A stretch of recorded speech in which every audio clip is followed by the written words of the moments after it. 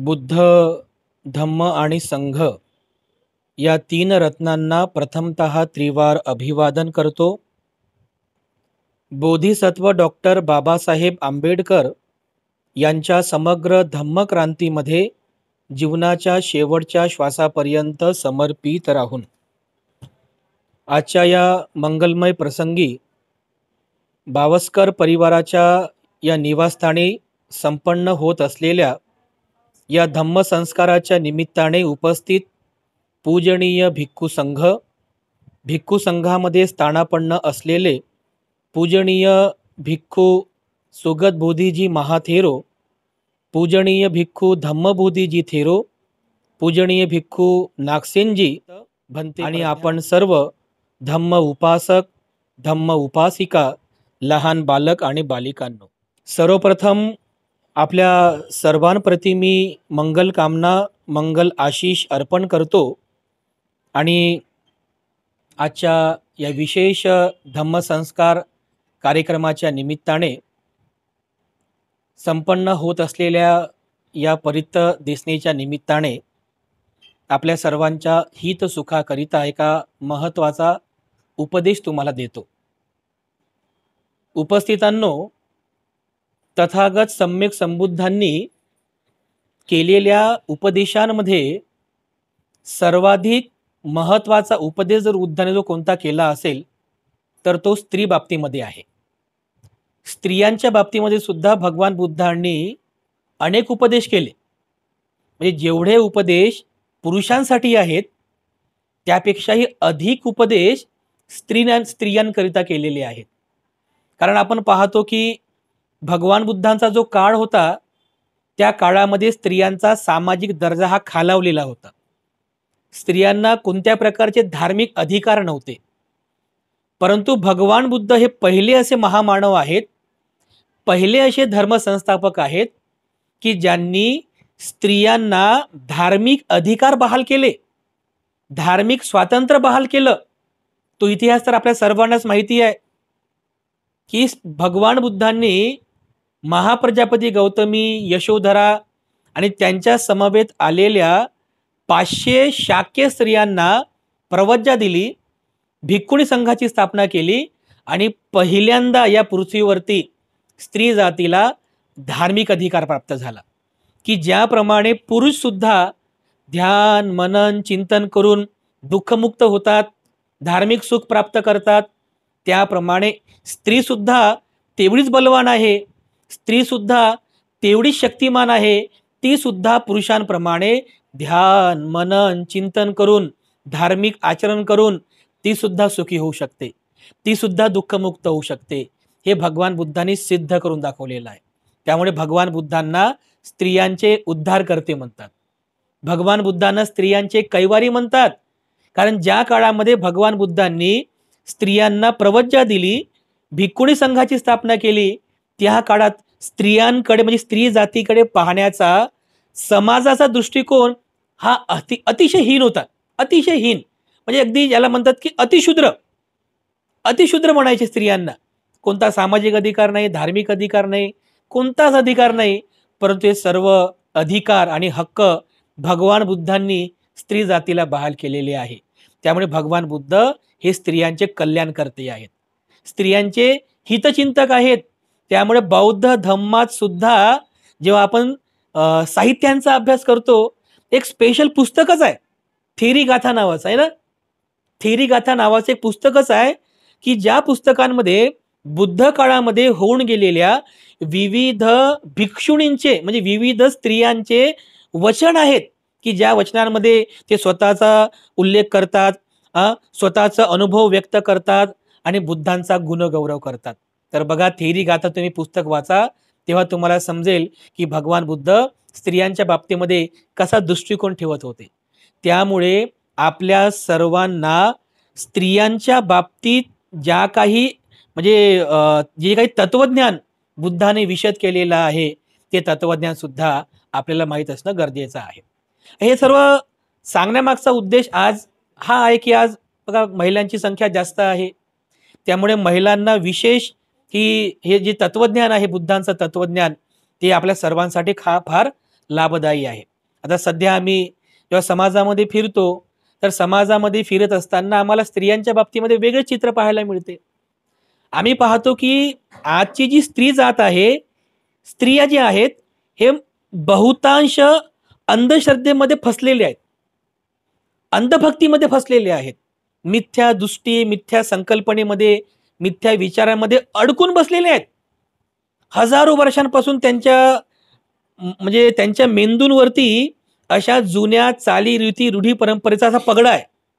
त्यामुळे आजही आपण पाहतो की सध्या हे जे काही सुरू आहे सध्या आता वातावरण, आजही आपण पाहतो की आजही स्त्रिया या अंधश्रद्धेमध्ये फसलेल्या आहेत. हे डोकं पॅक झालेलं आहे. जसं उदाहरणार्थ एक स्त्री असा विचार करते की जर मी 9 दिवस पर्यंत पायात चपला घातल्या नाही, तशीच फिरत राहिले, तर कोणीतरी देवी माझ्यावरती खुश होईल आणि माझं भलं करेल, आहे की नाही. आता ही तिच्यासाठी श्रद्धा असेल, पण आपण जर याचा सखोल विचार केला तर ही अंधश्रद्धा आहे. खरंच जर पायात चपला न घालता 9 दिवसांपर्यंत जर आपण विहार करत आहोत, फिरत आहोत, तर कसं काय आपलं मंगल होऊ शकते हो? असं जर झालं असं तर एवढ्या मोठ्या धर्माची गरजच नसते ना, आहे की नाही. आम्हीच म्हटलं असं की चपला घालू नका, असंच फिरा बिनवणी पायाचं, आहे की नाही, तुमचं भलं होईल, तुमचं कल्याण होईल. पण असं होत नाही ना. बघा स्त्रियांचे म्हणजे स्त्रिया आजही या अंधश्रद्धेमध्ये फसलेल्या आहेत. उपास तापास करणे, जत्रा यात्रा करणे, अनेक अनेक जुन्या चाली रीती रूढी परंपरेचे मध्ये आजही स्त्रिया फसलेल्या आहेत. त्यामुळे या आजच्या या वातावरणामध्ये स्वतःचं मंगल कशामध्ये आहे, स्वतःचं कल्याण कशामध्ये आहे आणि खरंच दुःखमुक्तीचा मार्ग कोणता आहे हे स्त्रियांना व्यवस्थित समजणं हे अतिशय महत्त्वाचं आहे. आता त्या कोणत्या देव्या आहेत त्या आम्हाला माहिती नाही, कोणत्या 9 प्रकारच्या देव्या असतात तेही आम्हाला माहिती नाही आहे. पण जर एक बौद्ध स्त्री असेल ना किंवा मग बौद्ध पुरुष सुद्धा, तर त्यांनी नक्कीच 9 देवींची पूजा करायला पाहिजे. त्यांनी सुद्धा पूजा करायला पाहिजे, स्त्रियांनी सुद्धा, विशेष करून बौद्ध स्त्री आणि बौद्ध पुरुष सुद्धा. प्रत्येक बौद्ध व्यक्तीने 9 देवींची पूजा करायला पाहिजे. पण ह्या 9 देवी कोणत्या हे तर समजून घेतलं पाहिजे ना. त्या 4 हाताच्या, 6 हाताच्या, त्या हातामध्ये हिंसा करताना दाखवणाऱ्या अशा स्त्रिया, अशा देवी नाही, कारण अशा देवी होऊ शकत नाही. जे हातामध्ये शस्त्र घेतात त्या देव्या होऊ शकत नाही. कारण बौद्ध धर्मामध्ये देवी किंवा देवता कोणाला म्हणतात की जो व्यक्ती शीलवान आहे, जो व्यक्ती निस्वार्थ आहे, जो सदाचारी आहे, अशा व्यक्तीला देवता असं म्हणतात, अशा स्त्रीला देवी असं म्हणतात. ही बुद्धाने सांगितलेली व्याख्या आहे. मग ज्या स्त्रिया आपल्यासमोर उभ्या केलेल्या आहेत देवीच्या नावाने, ज्या हिंसा करतात, ज्या दिसायला अतिशय क्रूर आहेत, अशा आपल्यासाठी देवी कशा असू शकतात.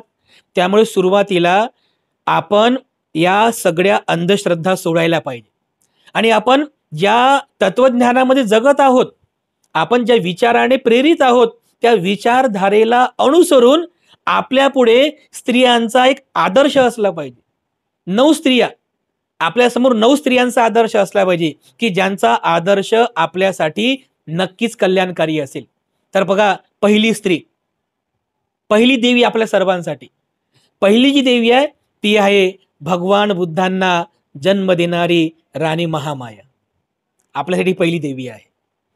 भगवान बुद्ध हे विविध प्रकारच्या गुणांनी युक्त असतात. भगवान बुद्ध हे शीलवान असतात. तर विचार करा, महाशीलवान, महासमाधिवान, महाप्रज्ञावान असलेले भगवान बुद्ध ज्या स्त्रीच्या गर्भात म्हणजे ज्या स्त्रीच्या गर्भातून, ज्या स्त्रीच्या पोटी जन्म घेतात, ती स्त्री किती शीलवान असेल, ती स्त्री किती गुणवान असेल, किती सदाचारी असेल, विचार करा तुम्ही. तर बुद्ध जर एवढे शीलवान आहेत, तर बुद्धाने ज्या मातेच्या पोटी जन्म घेतला ती महामाया किती शीलवान असेल, किती गुणवान असेल. जेव्हा आपण महामायेचा इतिहास पाहतो पुस्तकांमध्ये, तर बघा, महामायेने अष्टशील धारण करून उपवासव्रताचं पालन केलं होतं. उपवासव्रताचं पालन केलं होतं. तिने कधीच कोणाची हिंसा नव्हती केली, कधीच चोरी केली नाही, कधी बिलकुल व्यभिचाराचा अंश सुद्धा तिच्या मेंदूमध्ये आला नाही, तिच्या चित्तामध्ये उत्पन्न झाला नाही. कधी ती खोटं बोलली नाही, कधी मद्यपान केलं नाही. या उलट तिने तर सदाचारी कर्म केले. तिने एका उत्सवाच्या दरम्यान दान पुण्य केलं, उत्सवाच्या दरम्यान तिने गरिबांना दान दिलं, दान पुण्य केलं, शील पालन केलं. ते एवढी शीलवान राणी महामाया होती. अशा शीलवान राणी महामाया देवीच्या पोटी सिद्धार्थ गौतमाचा जन्म झाला. एवढी बघा ती शीलवान होती. तर महामाया आपल्यासाठी पहिली देवी आहे आणि महामायेकडून आपण शीलाचा आदर्श घेतला पाहिजे, की ज्याप्रमाणे माझी देवी म्हणजे महामाया बुद्धांची माता, ज्याप्रमाणे बुद्धांची माता महामाया शीलवान होती, मी सुद्धा त्या देवीप्रमाणे शीलवान बनण्याचा प्रयत्न करेल. असा विचार, असा आदर्श आपण महामायेकडून घेतला पाहिजे, की महामाया जशी शीलवान होती, मी सुद्धा तशीच शीलवान बनण्याचा प्रयत्न करेल. ही आपल्यासाठी पहिली देवी आहे, की जिचा आदर्श आपल्या सर्वांसाठी नक्कीच आदर्शवत आहे, कल्याणकारी आहे, सुखदायक आहे. त्यानंतर दुसरी जी देवी आपल्या सर्वांसाठी आहे, आदर्शवत देवी आहे, ती आहे महाप्रजापती गौतमी. महाप्रजापती गौतमी, भगवान बुद्धाचा म्हणजे सिद्धार्थ गौतमाचा जन्म झाला, पण काही दिवसातच राणी महामायेचा मृत्यू झाला. तर मृत्यूच्या अगोदर राणी महामाया सिद्धार्थ बाळाला आपल्या बहिणीकडे म्हणजे महाप्रजापती गौतमीकडे देते आणि म्हणते की माझ्यानंतर या बाळाची खूप निगा राख, याचं पालन पोषण कर. तर बघा महाप्रजापती गौतमीमध्ये एक किती चांगला गुण होता. तिचा स्वतःचा मुलगा नाहीये, तो त्याला स्वतःचा पण मुलगा होता नंद ना, नंद, त्याला स्वतःचा पण मुलगा होता नंद. पण स्वतःचा मुलगा नंद असूनही तिने कधीही सिद्धार्थाकडे दुर्लक्ष केलं नाही. निस्वार्थ भावनेने तिने सिद्धार्थाचं लालन पालन केलं. दुग्ध जननी झाली ती, म्हणजे माझ्या पोटी जरी सिद्धार्थाने जन्म घेतला नाही, पण किती निस्वार्थ भावनेने बघा ती सिद्धार्थाचं लालन पालन करते, सिद्धार्थाचं पालन पोषण करते. त्या सिद्धार्थाला, बाळ सिद्धार्थाला दूध पाजते. अशी आई होणे किती कठीण आहे बघा, किती कठीण आहे. होऊ शकते का असं? म्हणजे किती निस्वार्थ भाव पाहिजे तो, की एक माता ज्या बाळाने माझ्या पोटी जन्मही घेतला नाही, त्या बाळाचं पालन पोषण करण्यासाठी त्या मातेमध्ये किती मोठा निस्वार्थ भाव असतो. आज कठीण आहे ना, असा निस्वार्थ भाव असणे किती कठीण आहे आज. पण बघा हा आदर्श आपण महाप्रजापती गौतमीकडून घेतला पाहिजे, की जेवढ्या निस्वार्थ भावनेतून ती त्या बाळ सिद्धार्थाचा जो तिच्या पोटी जन्म आलेला नाही तरी सुद्धा ती त्या बाळ सिद्धार्थाचं किती पालन करते, पालन पोषण करते, तिला दूध पाजते, तिला सिद्धार्थाला लहानाचं मोठं करते. किती निस्वार्थ भाव बघा. हा निस्वार्थ भावाचा आदर्श आपण राणी महाप्रजापती गौतमीकडून घेतला पाहिजे, की ज्याप्रमाणे निस्वार्थ भाव म्हणजे स्वतःचा असा कोणता तिचा स्वार्थ नव्हता त्याच्यामध्ये, की मी जर याचं पालन पोषण केलं तर मोठं झाल्यानंतर हा माझी सेवा करेल, असा स्वार्थ नाही किंवा कोणत्याच प्रकारचा स्वार्थ नाही आहे. निस्वार्थ भाव आहे, निस्वार्थ, कोणती अपेक्षा नाहीये, निरपेक्ष भावनेने, निस्वार्थ भावनेने महाप्रजापती गौतमी त्या बाळ सिद्धार्थाचं पालन पोषण करते, त्याला लहानाचं मोठं करते. तर प्रत्येक स्त्रीने महाप्रजापती गौतमीचा आदर्श घ्यावा, की ज्याप्रमाणे महाप्रजापती गौतमी निस्वार्थ होती, मी सुद्धा निस्वार्थ बनण्याचा प्रयत्न करेल. प्रत्येक स्त्रीने आदर्श घेतला पाहिजे. मी सुद्धा निस्वार्थ भावनेने, निरपेक्ष भावनेने जीवन जगण्याचा प्रयत्न करेल. परिवारामध्ये असो, मित्रमंडळींमध्ये असो, समाजामध्ये असो, नेहमी निस्वार्थ भावनेने आपण काम करायला पाहिजे, सेवा करायला पाहिजे, निरपेक्ष भावनेने आपण सेवा करायला पाहिजे. तर ही आपल्यासाठी दुसरी देवी आहे महाप्रजापती गौतमी, की जिचा निस्वार्थ भाव आपल्यामध्ये असावा, हा आदर्श आपल्यामध्ये असला पाहिजे. तिसरी देवी कोणती आपल्यासाठी? तिसरी देवी आहे राणी यशोधरा. सिद्धार्थ गौतमाची पत्नी राणी यशोधरा. बघा वयाच्या 29व्या वर्षी सिद्धार्थ गौतम गृहत्याग करतात. गृहत्याग केल्यानंतर 6 वर्ष खडतर तपश्चर्या करतात. वयाच्या 35व्या वर्षी बुद्ध होतात, बुद्धत्वाची प्राप्ती करून घेतात आणि त्यानंतर ते गृहत्यागी जीवन जगतात ना, पुन्हा ते गृहस्थ जीवनामध्ये येत नाही. तर विचार करा, वयाच्या म्हणजे 29व्या वर्षी सिद्धार्थ गृहत्याग करतात, तेव्हापासून पती विरहाने दुःखी झालेली ही यशोधरा कसं जीवन जगत असेल. म्हणजे एक पती, जिचा पती आहे, 7 वर्षांचा म्हणजे राहुल सुद्धा घरी आहे, अशा बाळाला आणि पत्नीला सोडून सिद्धार्थ गौतम गृहत्याग करतात. तर तो प्रसंग बघा पुस्तकांमध्ये खूप सुंदर लिहिलेला आहे. पत्नी आपल्या पतीला म्हणजे यशोधरा सिद्धार्थाला काय म्हणते की पती परमेश्वर, तुम्ही गृहत्याग करतच आहात ना, तर गृहत्याग जर करत आहात तर असा मार्ग शोधून काढा की ज्या मार्गाचं आचरण केल्याने मानवी जीवनातील दुःख दूर होईल, मानवी जीवन दुःखमुक्त होईल, असा मार्ग शोधून काढा. बघा एक पत्नी आपल्या पतीला किती धीर देत आहे. हा, नाही तर दुसरी जर पत्नी असती तर काय म्हटली असते, कशाला चालले कुठं, घरातच बसा ना, असं आहे ना, है ना. पतीला साथ देत आहे ती. म्हणजे असं पुस्तकात असं लिहिलेलं आहे की इकडे सिद्धार्थ अन्नाचा त्याग करतात ना, तर जेव्हा हिला यशोधराला कळते की अरे माझे पती यांनी अन्नाचा त्याग केला, ही सुद्धा अन्नाचा त्याग करते. माझ्या पतीने शिरोमुंडन केलं तर ही सुद्धा महलातच आहे पण ही सुद्धा शिरोमुंडन करते. माझ्या पतीने भगवे वस्त्र धारण केले, ही सुद्धा महलातच राहते पण भगवे वस्त्र धारण करते. म्हणजे क्षणोक्षणी क्षणोक्षणी तिच्यामध्ये आपल्या पतीबद्दल असलेला एकनिष्ठपणा बघा, हा आदर्श तुम्हाला घेता येईल यशोधरेमध्ये. एकनिष्ठपणा की आपल्या पतीसोबत ती एकनिष्ठ आहे. आपल्या पतीशिवाय तिने कधीही दुसऱ्याचा बिलकुल विचारही केला नाही, एवढी एकनिष्ठ होती यशोधरा आपल्या पतीसोबत, म्हणजे सिद्धार्थ गौतमासोबत. खूप सुंदर उदाहरण दिलंय बघा यशोधरेचं. म्हणजे एवढं आदर्श उदाहरण आहे एका स्त्रीसाठी की आपल्या म्हणजे पती घरी नसताना सुद्धा आपलं शील सांभाळते, आपल्या मुलाचं पालन पोषण राहुलचं संगोपन करते, गृहस्थ जीवन सांभाळते, सगळं काय व्यवस्थित सांभाळून सुद्धा ती स्वतःला कधीही आपल्या पतीपासून विलग ठेवत नाही. नेहमी क्षणोक्षणी ती सिद्धार्थाचा विचार करते, त्यांची काळजी करते. एवढी पतिव्रता म्हणजे एक पतिव्रता असलेली, पतीसोबत नेहमी एकनिष्ठ असलेली यशोधरा ही सुद्धा आपल्यासाठी नक्कीच आदर्शवत आहे बघा. म्हणून आजच्या स्त्रियांनी यशोधरेचा आदर्श घेतला पाहिजे की ज्याप्रमाणे यशोधरा तिच्या पतीसोबत एकनिष्ठ होती, आम्ही सुद्धा एकनिष्ठ राहण्याचा हा संकल्प करतो. आम्ही सुद्धा यशोधरेप्रमाणे एकनिष्ठ राहण्याचा प्रयत्न करू. आम्ही सुद्धा यशोधरेप्रमाणे म्हणजे शीलवान बनण्याचा प्रयत्न करू. एकनिष्ठता हा आदर्श यशोधरेकडून आपण घेतला पाहिजे. तर ही आपली तिसरी देवी आहे. चौथी देवी कोणती आहे? चौथी देवी आहे राणी विशाखा. विशाखा विशाखा विशाखाबद्दल काही वेगळं सांगायची गरजच नाही आहे. विशाखा नाव आलं की पहिलं आपल्या डोक्यामध्ये येते तिनं दिलेलं दान. किती दानश्रुती उपासिका होती बघा बुद्धांची. वयाच्या 7व्या वर्षांची असताना पहिल्यांदा तिने बुद्धांचं दर्शन केलं. त्यावेळेस भगवान बुद्ध तिला पंचशिलेचा उपदेश करतात. तेव्हापासून तर जीवनाच्या शेवटच्या क्षणापर्यंत ही विशाखा बुद्धांबद्दल नेहमी श्रद्धावान राहिली, संघाबद्दल नेहमी श्रद्धावान राहिली. कधीही तिची श्रद्धा कमी झाली नाही बुद्धाबद्दल, कधीच नाही.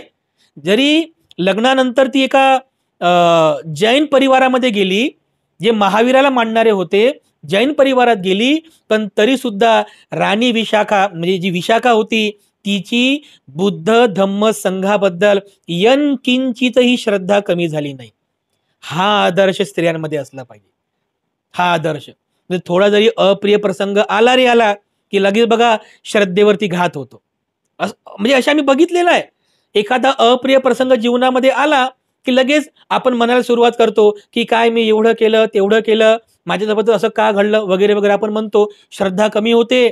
विशाखेच्या जीवनात सुद्धा अनेक अप्रिय प्रसंग आले, परंतु तिने कधीही या अप्रिय प्रसंगामुळे किंवा या अकुशल परिस्थितीमुळे बुद्धाबद्दलची श्रद्धा कमी केली नाही, संघाबद्दलची श्रद्धा कमी केली नाही.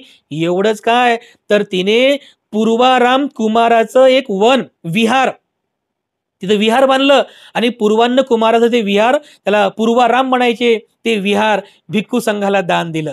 आणि तिने संकल्प केला होता, म्हणजे बघा किती दानशूर होती ती, की या श्रावस्तीमध्ये असणाऱ्या प्रत्येक भिक्खूने माझ्याकडे भोजनदान घेतलं पाहिजे. या श्रावस्तीमध्ये बाहेरून येणाऱ्या प्रत्येक भिक्षूने माझ्याकडे भोजनदान घेतलं पाहिजे. या श्रावस्तीतून बाहेर गावी जाणाऱ्या भिक्षूने माझ्याकडे भोजनदान घेतलं पाहिजे. जे आजारी भिक्षू आहेत त्यांनी सुद्धा माझ्याकडे भोजनदान घ्यावं, शिवरदान घ्यावं.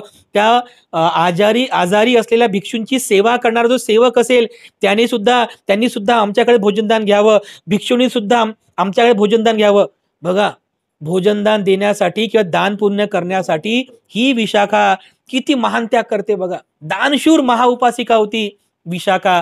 म्हणून भगवान बुद्ध नेहमी आपल्या उपासक उपासिका संघांमध्ये नेहमी म्हणायचे की उपासक उपासिकांनो, माझ्या म्हणजे उपासिका संघामध्ये जे दान देण्यामध्ये अग्र आहे अशी विशाखा आहे. तर विशाखाकडून आपण हा आदर्श, कोणता आदर्श? दानशूर विशाखा होती.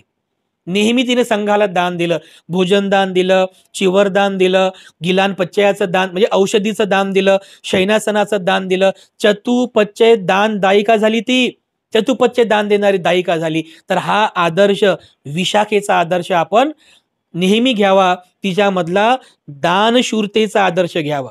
तर आज स्त्रियांनी सुद्धा दानशूर बनावं. जशी विशाखा दानशूर होती तसा आपणही दानशूर बनण्याचा प्रयत्न करावा. ही आपली 4थ्या नंबरची देवी आहे. त्यानंतर 5वी देवी कोणती आहे?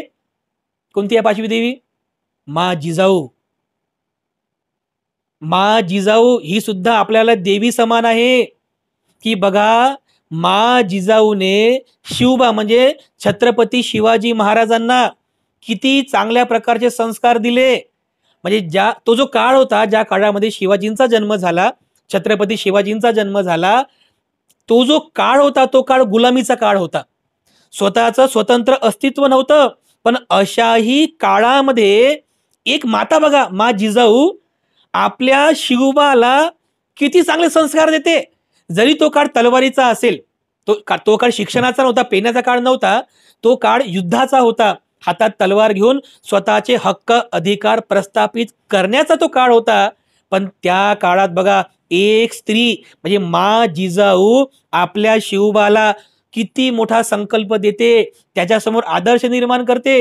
एवढं मोठं शिवचरित्र आहे.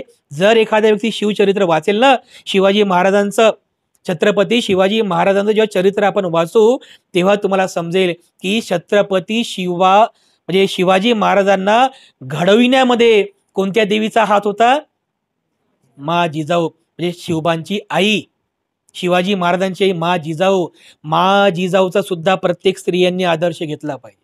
म्हणजे काय आदर्श घ्यावा? ह्या स्त्रिया होऊन गेलेल्या आहेत की ज्या स्त्रियांना आपण देवी म्हणून पूजलं पाहिजे. ह्या नकली स्त्रिया नाही, ह्या नकली देवी नाहीत, ह्या अंधश्रद्धेवाल्या देवी नाही, ह्या खुडचड भावनांना नाही, ज्या खरोखर झालेल्या आहेत की ज्यांनी नक्कीच आदर्श निर्माण केल्या स्त्री जाती पुढे. अशा स्त्रियांना आपण देवी म्हणून त्यांची पूजा करायला पाहिजे. पूजा म्हणजे काय? आरती ओवाळायची नाहीये. त्यांच्यामध्ये जे विचार आहेत, त्यांचा आदर्श, त्यांच्या गुणांचा आदर्श आपण घेतला पाहिजे आणि त्या गुणांप्रमाणे आपण स्वतःला बनविण्याचा प्रयत्न केला पाहिजे. तर जशी मा जिजाऊ ही संस्कारी होती, तो संस्कार तिने शिवबाला दिला. तर एक शिवबा घडला बघा. छत्रपती शिवाजी महाराज घडले, स्वतःचं अस्तित्व निर्माण केलं. तर त्यांचं स्वतःचं अस्तित्व निर्माण करण्यामध्ये त्यांची आई मा जिजाऊ यांनी सर्वात मोठा संस्कार दिला, त्याला बळ दिलं, आपल्या पुत्राला बळ दिलं. तर एक आई सुद्धा, तर तिच्यामध्ये जिजाऊ उत्पन्न झाली ना, तिच्यामध्ये जसं बायांमध्ये कशी देवी येतात ना, देव्या झुमतात ते अशा, त्या देव्या कामाच्या नाहीये. आपल्यामध्ये जिजाऊ आली पाहिजे, आपल्यामध्ये जिजाऊ आली पाहिजे. तर जिजाऊ आली तर तुमचा मुलगा शिवबा होईल की नाही? तुमचा मुलगा जर शिवबा करायचा असेल तर तुमच्यामध्ये जिजाऊचा आदर्श असला पाहिजे. म्हणून आपण हा आदर्श घ्यावा की ज्याप्रमाणे मा जिजाऊने एक उत्कृष्ट संस्कारी माता म्हणून ज्याप्रमाणे शिवबाला आदर्श बनवलं, त्याला छत्रपती बनवलं, त्याप्रमाणे मी सुद्धा जिजाऊप्रमाणे माझ्या घरातील लहानांना चांगले संस्काराचा त्यांना धडा देईल, एक संस्कारी माता बनण्याचा मी प्रयत्न करेल. असा आदर्श आपण घेतला पाहिजे मा जिजाऊकडून. ती आपली कितवी? 5व्या नंबरची देवी आहे. त्यानंतर 6व्या क्रमांकाची देवी कोणती आहे? माता सावित्रीमाई, की जिने स्वतःची पर्वा न करता समाजामध्ये शिक्षणाची मुहूर्तमेढ रोवली. सावित्रीमाई पतीला साथ दिली. तोही काळ असा होता की ज्यावेळेस स्त्रियांकडे पाहण्याचा दृष्टिकोन अतिशय हीन होता. अशाही काळामध्ये म्हणजे माता सावित्रीमाई स्वतःची पर्वा न करता समाजामध्ये ज्या अशिक्षित स्त्रिया आहेत, मुली आहेत, त्यांना शिक्षण देण्यासाठी पुढाकार घेते. तर त्या म्हणजे परंपरागत किंवा ज्या जुन्या चालीरीतीला मानणाऱ्या ज्या स्त्रिया होत्या ना, ते चिखल फेकायचे सावित्रीमाईच्या अंगावरती, शेण फेकायचं की ही वाटोळं करत आहे समाजाचं, आमच्या धर्माचं वाटोळं करत आहे म्हणून. तिला शिव्या देत होतात, तिला शिव्या द्यायचे, तिला मारझोड करायचे, तिच्यावरती माती किंवा शेण फेकायचे. पण तरी सुद्धा सावित्रीमाई फुले कधीही मागे सरली नाही. तिच्यामध्ये तो गुण होता बघा, एक आदर्श शिक्षक. म्हणजे किती आदर्श शिक्षिकाप्रमाणे तिने त्या काळामध्ये म्हणजे स्त्रियांच्या बाबतीमध्ये अतिशय हीन असलेल्या विचारधारेमध्ये सुद्धा तिने स्वतःची प्रतिमा निर्माण केली आणि स्त्रियांपुढे आदर्श निर्माण केला. म्हणून आपणही या सावित्रीमाई फुलेंकडून उत्कृष्ट सेवा म्हणजे समाजसेवा कशी करतात हा आदर्श आपण घ्यावा, की ज्याप्रमाणे बिलकुल स्वतःचीही पर्वा न करता आपण जे कार्य करत आहोत ना, ते कार्य चांगलं कार्य आहे, कुशल कार्य आहे, सत्य आहे. जर तुम्हाला पटलं तर नक्कीच तुम्ही बिलकुल कोणाची पर्वा न करता ते काम तुम्ही करायला पाहिजे, समाजाची सेवा करायला पाहिजे. हा सेवेचा भाव, हा आदर्श सावित्रीमाई फुले यांच्याकडून प्रत्येक स्त्रीने घ्यावा. हे आपल्यासाठी देवी समान आहे. जास्त डिटेलमध्ये सांगू शकत नाही, वेळ कमी आहे. पण आपण सावित्रीमाई फुलेंना सुद्धा वाचावं. आपल्या घरामध्ये पुस्तकं असले पाहिजे की किती मोठा त्यांचा त्याग होता सावित्रीमाईंचा, त्यांचा किती मोठा तो त्याग होता. तर तो त्याग आपण समजून घेतला पाहिजे, वाचला पाहिजे. आणि तो त्याग आणि ती सेवाभाव आपल्यामध्ये पण असावं, याकरिता प्रत्येक स्त्रीने सावित्रीमाई फुले यांचा आदर्श घ्यावा. ही सुद्धा आपल्याकरिता देवी समान आहे. त्यानंतर 7व्या क्रमांकाची देवी कोण आहे आपल्यासाठी? डॉक्टर बाबासाहेब आंबेडकरांना जन्म देणारी कोण? भीमाई. एवढ्या मोठ्या महामानवाला जन्म दिला. या महामानवाने आपल्या सर्वांचं आयुष्य बदलवलं, या भारताचं संविधान लिहिलं, आपल्या सर्वांचे उद्धारकर्ते झाले. अशा बोधिसत्वाला जन्म देणारी ती स्त्री भीमाई किती शीलवान असेल, किती गुणवान असेल.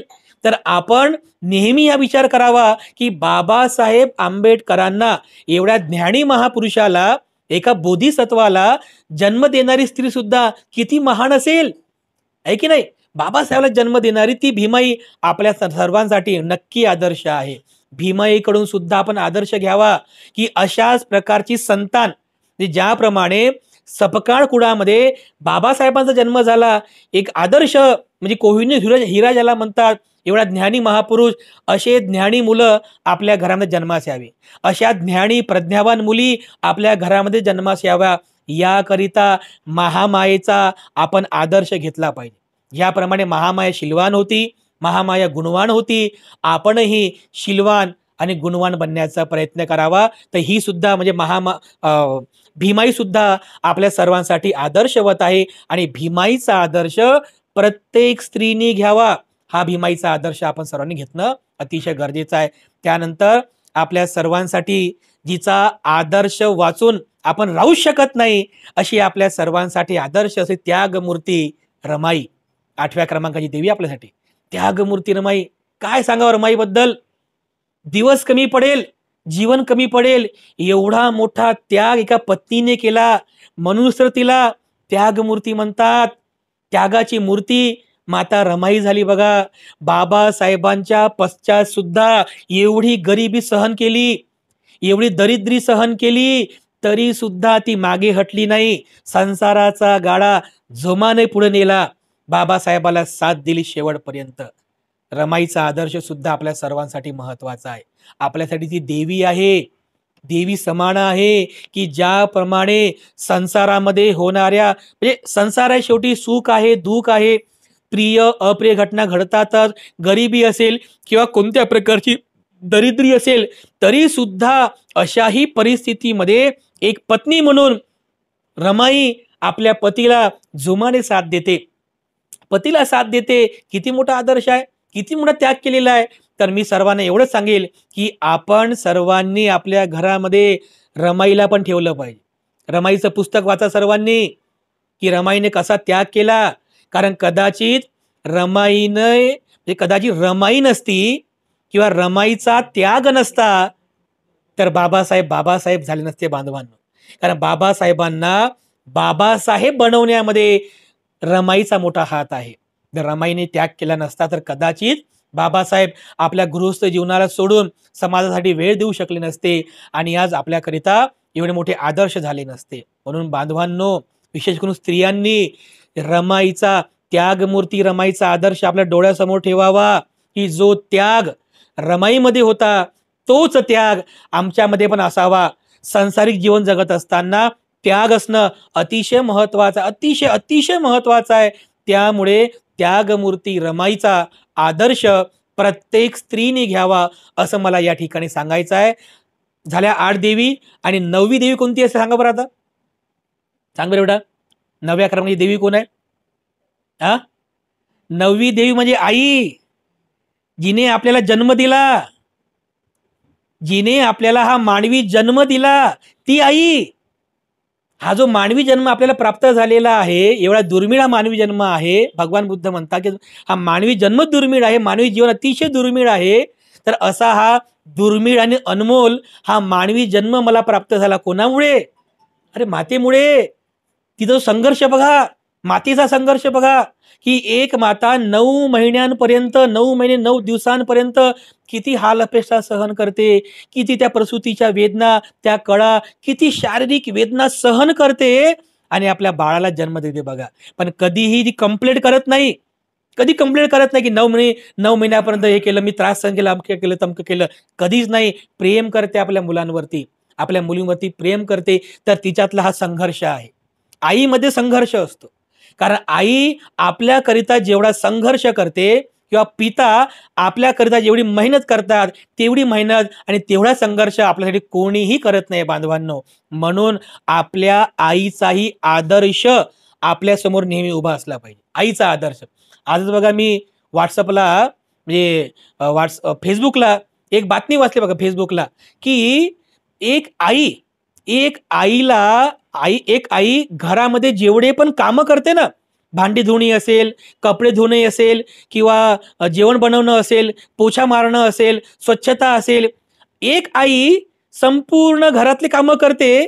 तर तो लेखात असं सांगितलं होतं की जर ह्या सगळे कामं करण्यासाठी जर तुम्ही बाई ठेवली, म्हणजे मेड ठेवली तर किती खर्च होईल? तर त्यांनी त्याच्या सांगितलेलं आहे की कमीत कमी तुमचे 75 ते 80 हजार रुपये त्या कामातच जातील. जर तुम्ही मेड ठेवली स्वयंपाक बनवायला, कपडे धुवायला, भांडे धुवायला, फरशी पुसायला, घर साफसफाई करायला वगैरे वगैरे असं जर केलं तर म्हणजे त्यांनी डॉलरमध्ये सांगितलं होतं, त्या डॉलरचे रूपांतर जवळपास 75 ते 80 हजार रुपये होतात. डॉलरमध्ये सांगितलं होतं. विचार करा बरं, म्हणजे एक आई महिनाभरातून किती कमाई करते, म्हणजे किती कमाईचं काम करते? 80 हजाराचं काम करते बघा. सांगा बरं किती संघर्ष आईचा. भांडे धुणे असेल, कपडे धुणे असेल, घर सांभाळणं असेल, मुलाबाळाचं संगोपन करणं असेल, पतीची सेवा करणं असेल, ह्या सगळ्या गोष्टी अतिशय कसोशीने एक स्त्री, एक माता पार पडते बघा. म्हणून मातेचा सुद्धा आदर्श आपल्या समोर असला पाहिजे. स्वतःला म्हणजे आपल्याला ते पटलं पाहिजे की माझ्या आईने माझ्याकरिता जो संघर्ष केला तो संघर्ष नेहमी आपण स्मरणात ठेवला पाहिजे. या संघर्षाचा आदर्श आपल्या समोर असावा. म्हणून स्त्रियांनी आणि पुरुषांनी सुद्धा आपल्या मातेचा आदर्श ठेवावा. तर ह्या 9 देवी आहेत, या 9 देवींची पूजा आपण प्रत्येकाने करावी. पूजा म्हणजे आरती घेऊन नाही, तर या महामातांमध्ये जो आदर्शवत आहे, म्हणजे जे गुण आहेत, जे सद्गुण आहेत, जे विचार आहेत, त्या गुणांनी मी सुद्धा परिपूर्ण व्हावं, ते विचार मी सुद्धा आत्मसात करावी. त्या पटीपन्नाने म्हणजे त्या आचरणाने आपण त्या देवींची पूजा करायला पाहिजे. तर राणी महामाया ही आपल्यासाठी देवी समान आहे. महाप्रजापती गौतमी आपल्यासाठी देवी समान आहे. यशोधरा आपल्यासाठी देवी समान आहे. राणी विशाखा आपल्यासाठी देवी समान आहे. भीमाई आपल्यासाठी देवी समान आहे. सावित्रीबाई फुले देवी समान आहे. त्यानंतर जिजाऊ आपल्यासाठी देवी समान आहे. त्यागमूर्ती रमाई आपल्यासाठी देवी समान आहे. आणि मला जन्म देणारी माझी माता ती सुद्धा माझ्याकरिता देवी समान आहे. तर या 9 देवींची आपण नेहमी पूजा करावी, त्यांचा आदर्श घ्यावा. जो कोणी व्यक्ती आपल्या जीवनामध्ये या 9 देवींची पूजा फक्त 9 दिवस नाही, नवरात्र नाही, जीवनभर पर्यंत करायची आहे पूजा. जीवनभर जो व्यक्ती या 9 देवींची पूजा करेल, जीवनभर पूजा करेल, तो व्यक्ती सर्वात मोठा आदर्श असेल सर्वांसाठी. तो व्यक्ती सुखी असेल बघा. त्यामुळे आपणही सर्वांनी अशा प्रकारचा वैज्ञानिक आणि सकारात्मक विचार घ्यावा. ज्या काही परंपरागत देवीचे रूप आपल्या समोर उभे केलेले आहेत त्यांचा त्याग करावा. हे सगळे अंधश्रद्धा आहे, मिथ्यादृष्टी आहे, सगळं चुकीचं आहे. त्या देवींचं कोणाचंही भलं होत नाही. त्यांच्या नावाने केलेले उपास तापास, जत्रा यात्रा, कर्मकांड कशाने माणसाचं भलं होत नाही आहे. त्यामुळे एक बौद्ध स्त्री किंवा एक बौद्ध पुरुष यांनी अतिशय बुद्धी सुसंगत राहून विज्ञानवादी बनून या 9 देवींचा आदर्श घेऊन आपलं जीवन संगोपन करावं. तोच आपल्या सर्वांसाठी खरा सुखाचा मार्ग आहे. तर आपण सर्वांनी हा विचार खूप चांगल्या प्रकारे समजून घ्यावा आणि या आपल्या तत्वज्ञानाला अनुसरून, आपल्या विचारांना अनुसरून या 9 महामातांची आपण नित्य नियमाने पूजा करावी. त्यांचा आदर्श आपल्या समोर ठेवून आपण जीवन व्यतीत करावं. यामध्येच आपल्या सर्वांचं मंगल आहे, सर्वांचं कल्याण आहे. तर मी पुनश्च एकदा आपल्या सर्वांप्रती अनंत मंगल कामना अर्पण करतो आणि या ठिकाणी थांबतो. सर्वांचं मंगल हो, सर्वांचं मंगल हो, सर्वांचं मंगल हो.